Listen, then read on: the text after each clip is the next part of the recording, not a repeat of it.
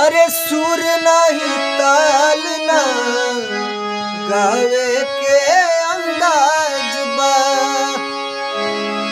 सुर नहीं ताल नहीं गावे के अंदाज बा।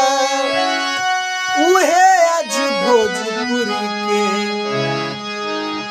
बनल सरताज बा। उहे आज भोजपुरी के बनल सरताज बा। सुर नहीं ताल ना गावे के अंदाज बा। उहे आज भोजपुरी के बनल सरताज बा। अच्छा गीत गावे वाला,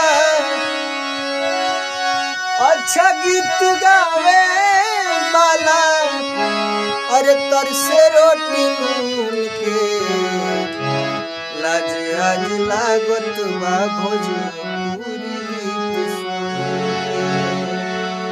लाज आज लागत बा भोजपुरी